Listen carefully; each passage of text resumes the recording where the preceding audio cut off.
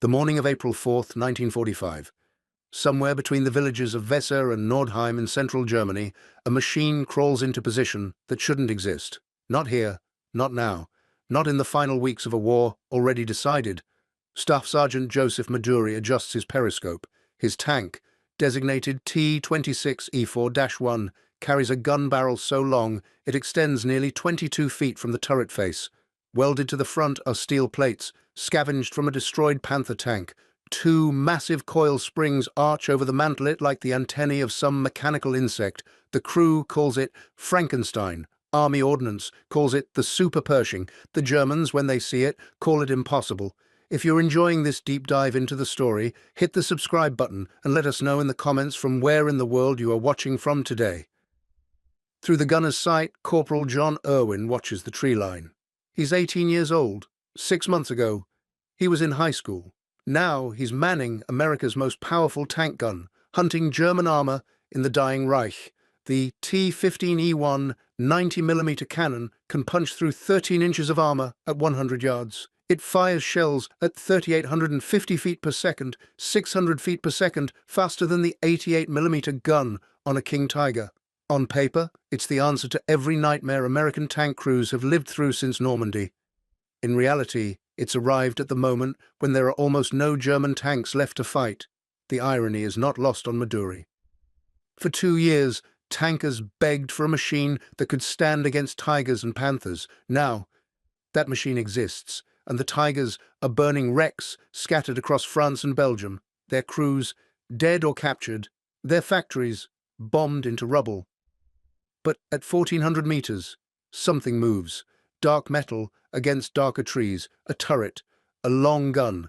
German armor still fighting, still dangerous, even as the Reich collapses around it. Irwin acquires the target, his hand steady on the traverse. The crosshairs settle.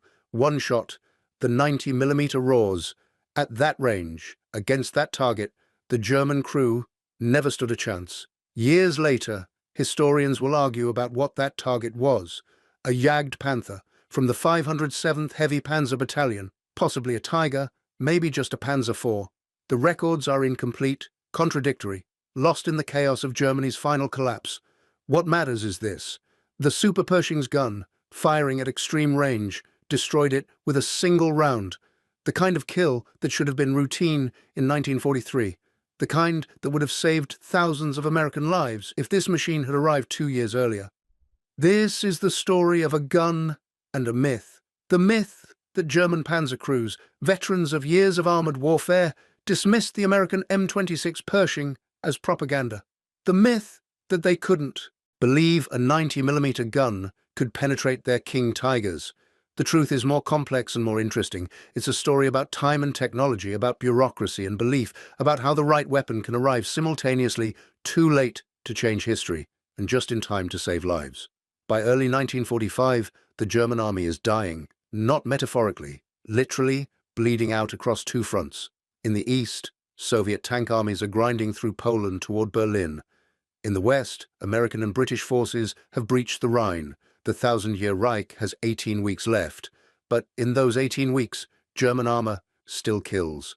Reduced to scattered Kampfgruppen, low on fuel, outnumbered 10-1, the Panthers and Tigers that remain are crewed by desperate men who know how to fight.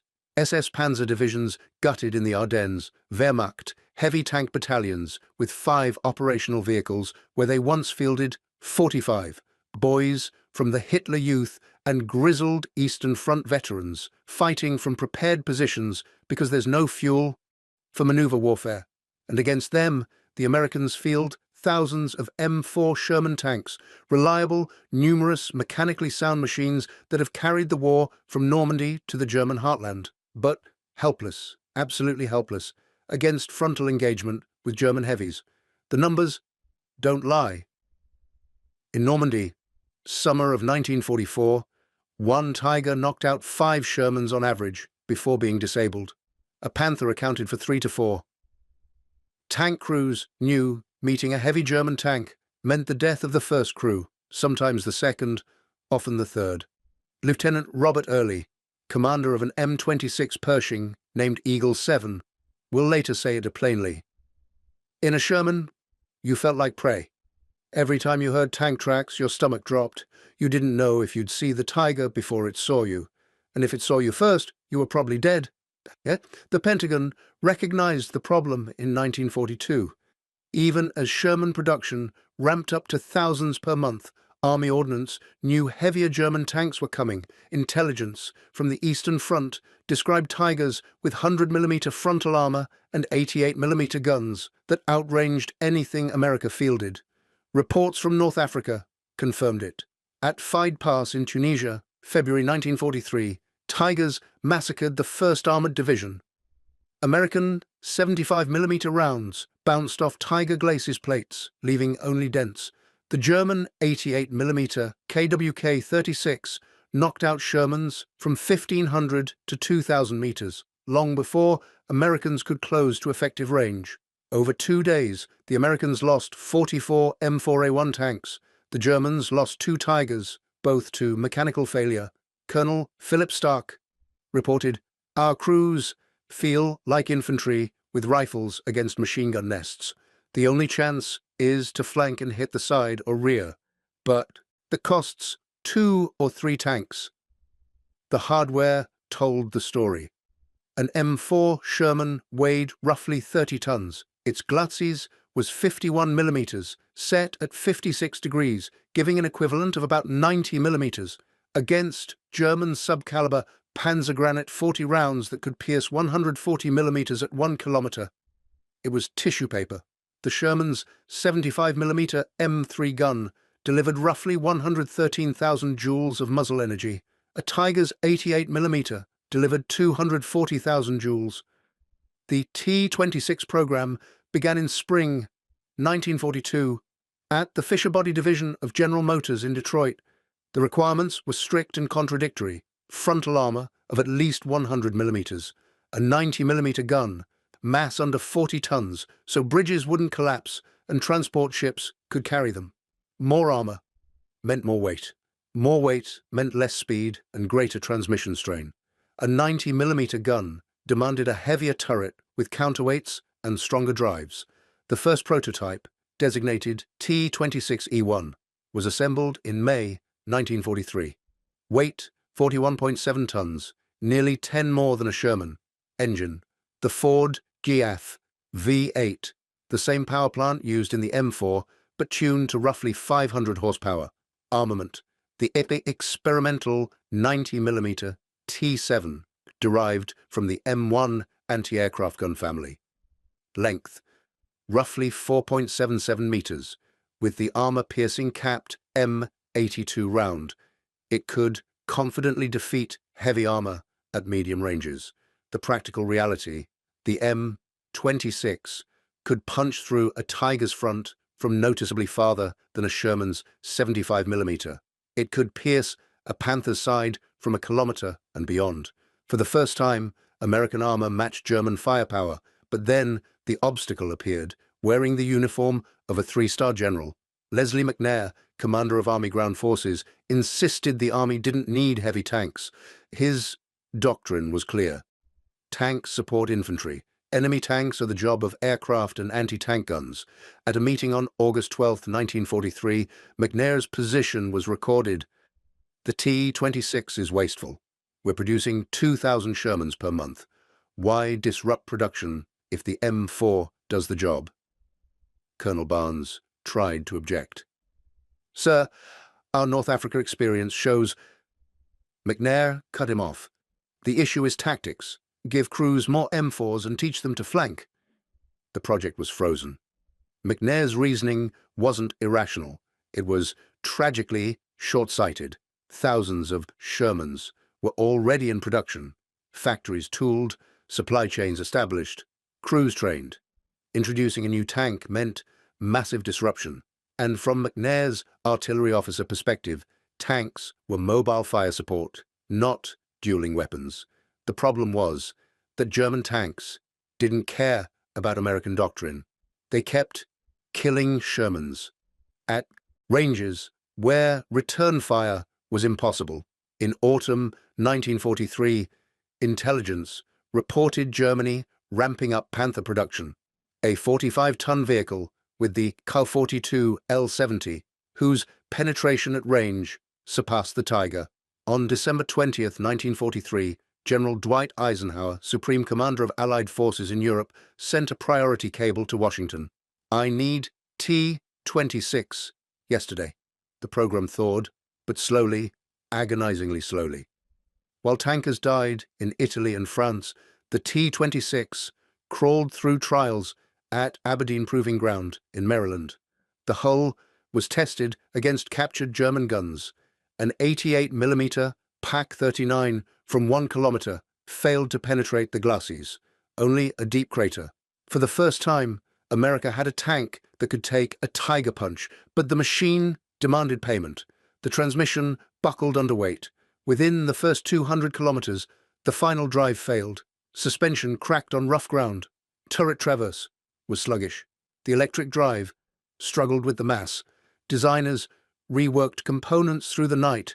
Gear teeth reinforced. Torsion bars redesigned. An improved gun stabilizer installed, adapted from the Sherman system, but modified for the heavier turret. By May 1944, 1 month before the Normandy invasion, the T-26E3 production configuration was ready, but McNair blocked mass production. "We cannot change the fleet now. Logistics won't bear it." He was partly right. Thousands of Shermans were on transports, crews trained on M4s, depots packed with Sherman spares. Introducing a new tank would cause massive disruption. Then Normandy proved different. July 1944, Operation Cobra. The breakout from the hedgerows. American divisions slammed into defenses held by SS heavy battalions with Tigers and Panthers. In 3 days, the 2nd Armored Division lost 67 Shermans. The Germans lost 11 tanks, mostly to airstrikes or breakdowns.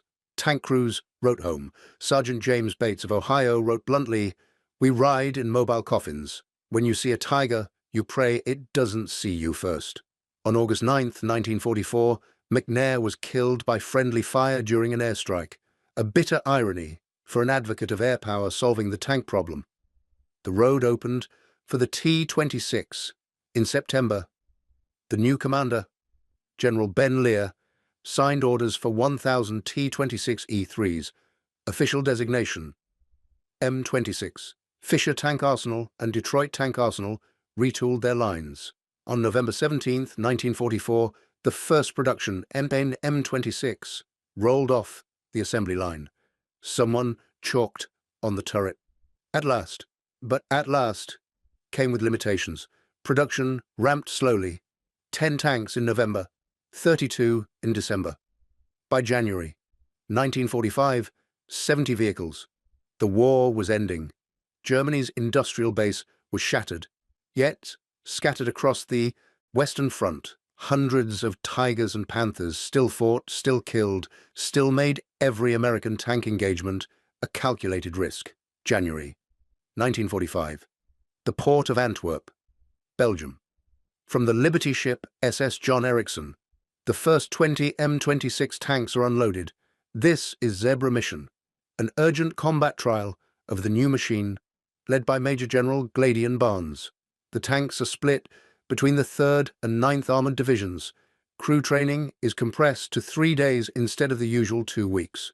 Instructor Captain John Grinnell explains, "Forget everything about the Sherman. The Pershing is heavier, slower, but its armor shrugs off what made the M4 light up." Driver Lieutenant Bob Early writes in his journal, "Inside an M26, you feel different. Thicker walls, hits sound dull. For the first time in 2 years, I'm not afraid of every single shot." The M26 Pershing specifications tell the technical story. Mass, approximately 41.7 tons. Engine, Ford GAF V8 at roughly 500 horsepower. Speed, up to 40 kilometers per hour on roads, 15 to 20 cross-country. Armor, hull nose, 102 millimeters at 46 degrees. Side, 76 millimeters. Vertical. Turret front, about 101 millimeters. Rounded sector, yielding an effective thickness of roughly 150 to 180 millimeters against armor-piercing and subcaliber rounds. Armament. 90mm gun, M3, L53, approximately 4.77 meters long. Ammunition stowage, 70 rounds. Primary rounds, M82 armor-piercing capped, 10.9 kilograms, at approximately 853 meters per second. M71 high explosive. M34 HVAP experimental subcaliber at approximately 1143 meters per second. Approximate penetration for M82, 170 millimeters at 500 meters at 30 degrees, 155 millimeters at 1000 meters, 140 millimeters at 1500 meters. Against these numbers, compare German armor. Tiger 1. 54 tons, frontal armor 100 millimeters vertical, gun 88 millimeter, KWK 36. Penetration about 140 millimeters at 1000 meters. Pantherausführung NG 45 tons, glacis 80 millimeters at 55 degrees, giving an effective thickness of roughly 140 millimeters. Gun 75 millimeter, KWK 42. Penetration about 174 millimeters at 1000 meters. Tiger 2. The Königstiger, 68 tons, glacis 150 millimeters at 50 degrees, gun 88 millimeter, KWK 43, L71, penetration about 200 plus millimeters at 1000 meters. On paper, the King Tiger is superior. Heavier gun, thicker armor. Reality differs sharply. By March 1945, only about 489 King Tigers had been produced. Many are stranded for lack of fuel. The Maybach HL 230P30 engine drinks fuel by the bucket. Cross-country consumption runs to hundreds of liters per 100 kilometers, and fuel in the Reich is scarce. Romanian oil fields are lost. Synthetic plants lie under B-17 bombs. The M26 fields, a torquematic transmission with automatic control, far steadier, with longevity up to several thousand kilometers between major overhauls and markedly lower specific consumption, around 250 liters per 100 kilometers in combat conditions. The key edge, reliable fuel logistics. American supply lines stretch unbroken from Antwerp to the front. German supply lines are rubble and desperation. Lieutenant Early admits to his driver, "I used to fear the Tiger. Now I only fear Panzerfaust ambushes. Armor won't save you from that." The infantry Panzerfaust is, indeed, the chief urban threat, a shaped charge that pierces 200 millimeters or more, but with effective reach only to 60 meters. You must let the tank come nearly point blank. The Americans answer with tactics. Infantry telephones mounted on tank rears, slow urban movement under infantry cover. In March 1945, the order spreads. Pershings lead, Shermans follow. February 26, 1945. Elsdorf, approximately 20 kilometers from Cologne. The 3rd Armored Division's baptism of fire for the Pershing almost ends in disaster. A 2063 named Fireball, under Sergeant Nicholas Mashlonik, takes position overwatching a roadblock. The position is poor. A nearby building fire silhouettes the tank against the darkness. From approximately 100 meters, a concealed Tiger 1 fires 3 shots in rapid succession. The first penetrates the turret through the machine gun port in the mantlet, killing both the gunner and loader instantly. The second hits the gun barrel, causing the chambered round to cook off, distorting the barrel. The third glances off the turret side, taking off the upper cupola hatch. As Fireball tries to reverse, the Tiger attempts to pursue but becomes entangled in debris and is abandoned by its crew. The lesson is immediate and sobering. The Pershing is not invincible. A Tiger at close range, firing into weak points, can kill it. The machine gun port in the mantlet, a structural weak point necessary for the coaxial weapon, is vulnerable. Tank crews learn quickly. Never silhouette yourself. Never give a Tiger a stationary target. Never assume your armor will save you from a well-aimed shot at close range. But Fireball is quickly repaired and returns to service on March 7th. And shortly after, also at Elsdorf, another Pershing knocks out a Tiger 1 and 2 Panzer IVs. The learning curve is steep but fast. March 6th, 1945, Cologne, Domkloster Street, the engagement that will define the Pershing's reputation, captured on film by Army cameraman, Technical Sergeant Jim Bates, a Panther Ausführung G under Oberfeldwebel Wilhelm Bartelborth, takes position at an intersection near the Cologne Cathedral, tasked with halting the American push toward the city center. The crew has 9 Shermans to its credit since the start of the year. The plan is textbook German defensive doctrine. Let the column close, smash the lead tank to block the street, then methodically pick off the rest from a prepared position. A Sherman advances down the parallel street and is destroyed, 3 crew members killed. The Panther commander watches through his periscope as another American column approaches, but the tank at the head of this column doesn't behave like an M4. It doesn't try to dash through under fire. It stops, settles the sight, and someone in that Panther turret realizes, probably in the last second of his life, that this is not a Sherman. The M26, Eagle 7, under Lieutenant Robert Early, Gunner Corporal Clarence Smoyer, fires first. A 90mm armor-piercing M82, weighing approximately 10.9 kilograms, leaves the muzzle at roughly 853 meters per second. Range, about 240 meters.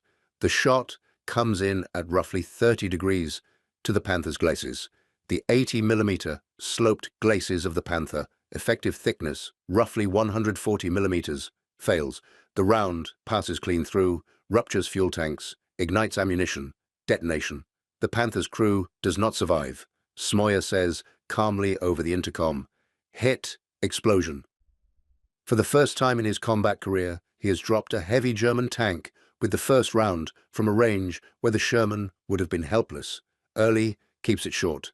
Forward, carefully. If you're enjoying this deep dive into the story, hit the subscribe button and let us know in the comments from where in the world you are watching from today. 4 of the Panther crew managed to bail out before the final explosion. They are captured by American infantry minutes later.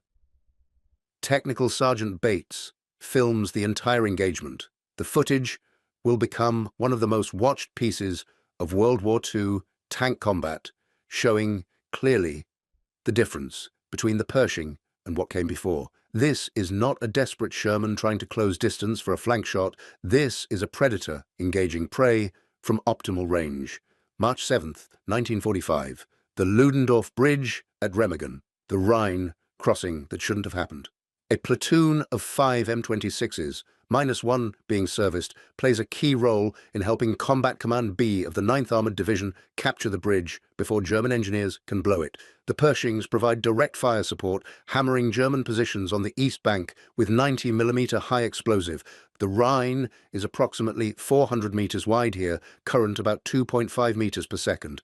The bridges are blown except for at Ludendorff, damaged but standing. Engineers lay an M2 treadway, steel sections on floating pontoons carrying capacity about 45 tons. An M26 weighs 41.7 tons. It's at the limit, but within tolerance. At 0630, Lieutenant Charles Kelly's lead Pershing rolls onto the bridge. The pontoons settle deep but hold. Speed, about 5 kilometers per hour. Behind come the 2nd, 3rd, 4th Pershings. German field howitzers range the span. One pontoon section slips underwater. Neighboring bays take the load. Kelly reaches the east bank, swings the turret, hammers strong points with M71 high explosive shells, each carrying 10.6 kilograms with roughly 680 grams of explosive filler. By 0900, all 7 Pershings are across. Shermans, half-tracks, supply trucks rumble after them. A counterattack emerges from the tree line. Stugee 3 Ausführung G assault guns at about 800 meters. Their Stu K-40 guns open fire on American positions. One round punches through the side of Lieutenant Thomas Howell's M26. The tank erupts in flames. The crew bails out, but the loader, Private Miller, does not make it. This is the first confirmed M26 combat loss to enemy fire. The other Pershings respond. In approximately 12 minutes, 4 Stugees are knocked out. The rest withdraw. By evening, the bridgehead is 3 kilometers wide, counterattacks repelled, the road east open. Kelly writes, "Today, We brought a heavy tank across the Rhine. Once Caesar did the same with elephants. We have the Pershing. He would have approved. And yet, even as these victories accumulate, a shadow hangs over the Pershing program. It's not just that the tank arrived late. It's that the Super Pershing, the machine specifically designed to match the King Tiger, represents both America's industrial capability and its bureaucratic failure. The T-15E1 gun development began in late 1944 when it became clear the standard 90mm M3, while effective against Tigers and Panthers, struggled against King Tiger frontal armor. The solution: a longer gun with a higher capacity chamber. The T-15E1 was 73 calibers in length, approximately 6.4 meters long, compared to the M3's 4.77 meters.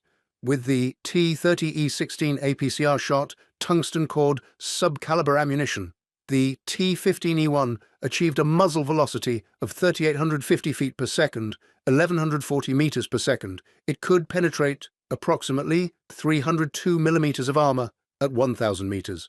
Against the King Tiger's frontal turret armor of 185 millimeters, it was devastating. Against the Gloucester's plate of 150 millimeters at 50 degrees, it could punch through from 1,200 meters or more. The Panther's frontal armor could be defeated at ranges exceeding 2,400 meters, roughly 2,600 yards. This is the origin of the claim in the title: 90mm gun penetrated King Tiger at 2,500 yards. It's accurate for the Super Pershing's T-15E1 firing APCR ammunition against specific armor configurations at specific angles.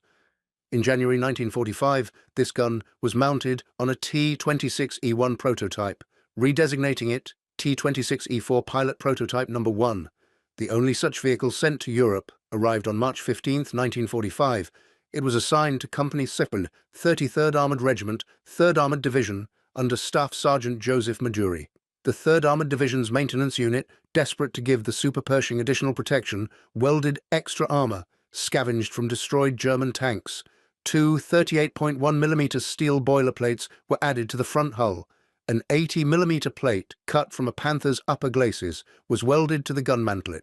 The additions brought roughly 5 tons of extra weight, requiring a counterweight in the turret bustle, and 2 massive stabilizer springs mounted externally over the mantlet to manage the gun's balance. The result looked like something assembled in a field workshop, because it was.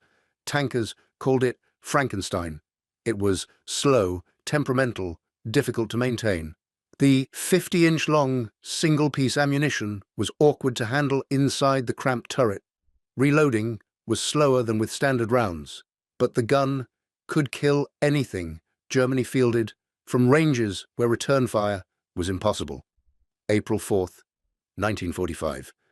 Between Weser and Nordheim, the Super Pershing's first documented kill at approximately 1,400 meters. Target likely a Jagdpanther from the 507th Heavy Panzer Battalion. Though records are incomplete, 1 shot, 1 kill, the kind of engagement that should have been routine years earlier. April 21st, 1945. Dessau, the engagement that enters legend and controversy.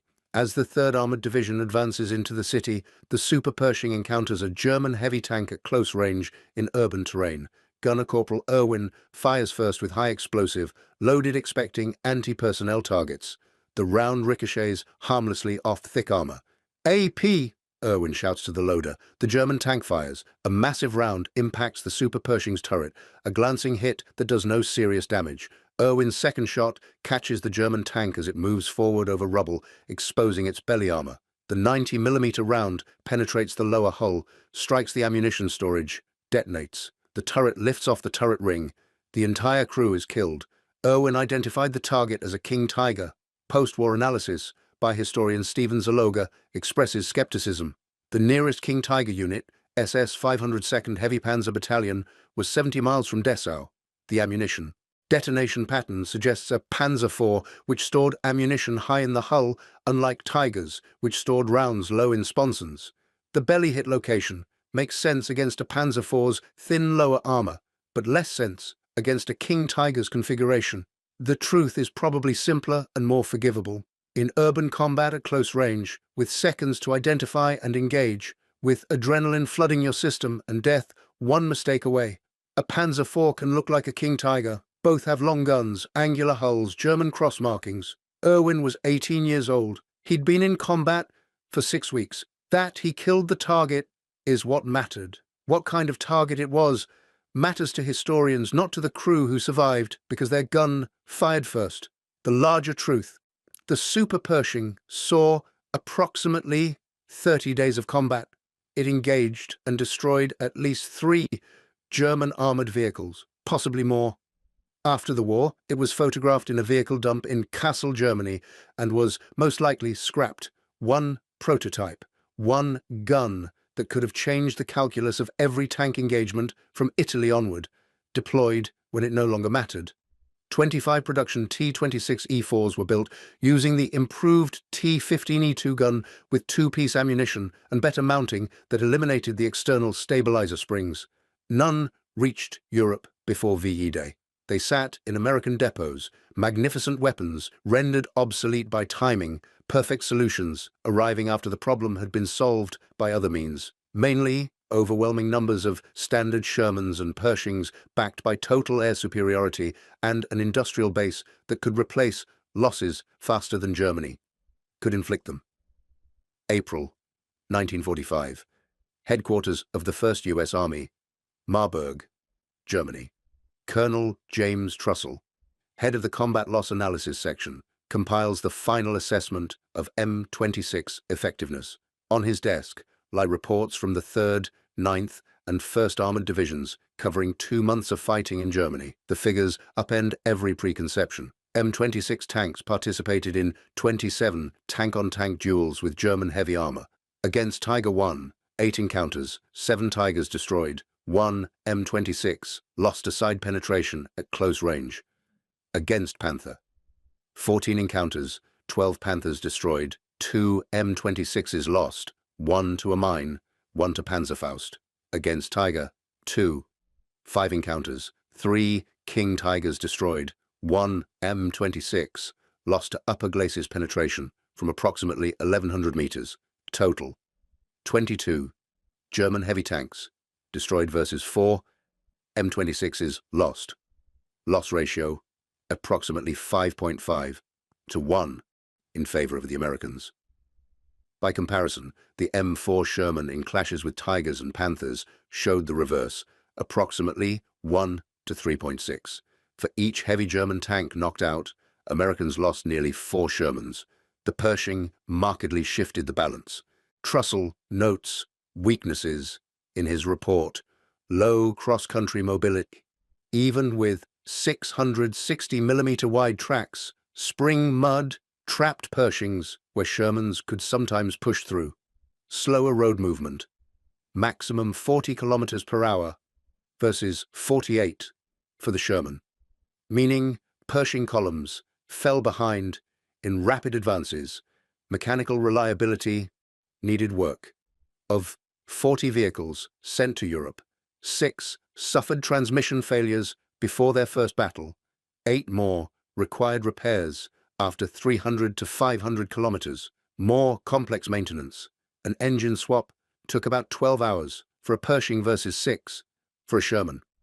Even so, the final conclusion is unambiguous. The M26 is the first American tank capable of meeting German heavies on equal terms. Mass production is recommended. The problem is timing. The war in Europe is winding down.